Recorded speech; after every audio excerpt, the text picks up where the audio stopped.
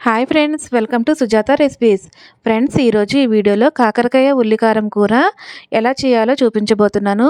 ఇది చాలా చాలా బాగుంటుంది. చేదు అనేది అస్సలు ఉండదు. కాకరకాయ అంటే ఇష్టపడిన పిల్లలు కూడా ఎంతో ఇష్టంగా తింటారు. ఇది హెల్త్కి కూడా చాలా మంచిది. సో వీడియోని స్కిప్ చేయకుండా వీడియో మొత్తం చూడండి.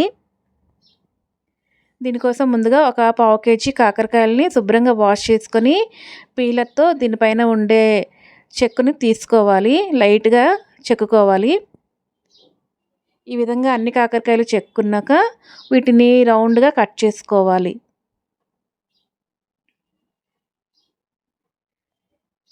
ఇప్పుడు వీటి మధ్యన ఉండే గింజల్ని తీసేయాలి. ఇదే విధంగా మొత్తం కాకరకాయలన్నిటినీ కట్ చేసుకొని గింజల్ని తీసివేయాలి. ఇప్పుడు ఈ కాకరకాయ ముక్కలన్నింటినీ ఒక బౌల్లోకి వేసుకోవాలి.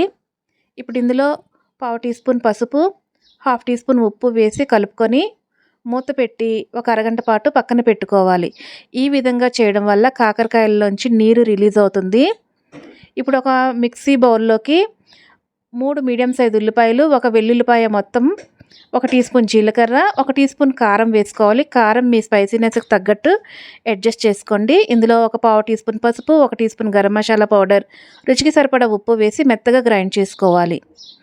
అరగంట తర్వాత ఈ కాకరకాయ ముక్కల్ని గట్టిగా పిండుకొని ఒక బౌల్లో వేసుకోవాలి. ఈ విధంగా పిండుకోవడం వలన కాకరకాయల్లో ఉండే చేదంతా పోతుంది. ఇప్పుడు స్టవ్ పైన కడాయి పెట్టుకొని ఆయిల్ వేసుకొని ఆయిల్ బాగా హీట్ అయిన తర్వాత ఇందులో కాకరకాయ ముక్కల్ని వేసి మీడియం ఫ్లేమ్లో కలుపుతూ ఫ్రై చేసుకోవాలి. ఇవి మంచి కలర్ వచ్చి క్రిస్పీగా అయ్యేంత వరకు ఫ్రై చేసుకోవాలి.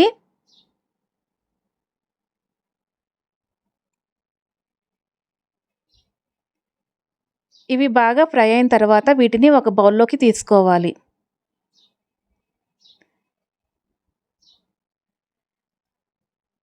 ఇప్పుడు ఇందులో 3 నుంచి 4 టేబుల్ స్పూన్ల ఆయిల్ ఉంచుకొని మిగిలిన ఆయిల్ని ఒక బౌల్లోకి తీసుకోవాలి.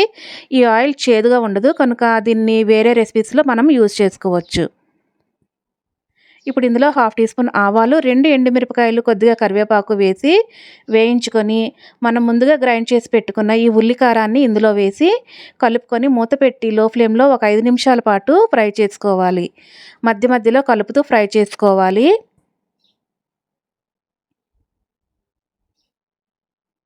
5 నిమిషాల తర్వాత ఇందులో మనం ఫ్రై చేసుకున్న కాకరకాయ ముక్కల్ని వేసి కలుపుకొని మూత పెట్టి ఒక 5 నిమిషాల పాటు కుక్ చేసుకోవాలి.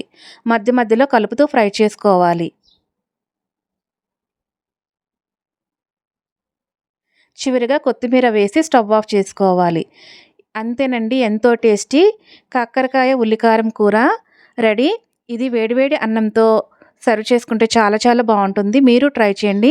మీకు ఎలా వచ్చిందో కామెంట్స్లో తెలియచేయండి. Thanks for watching my video.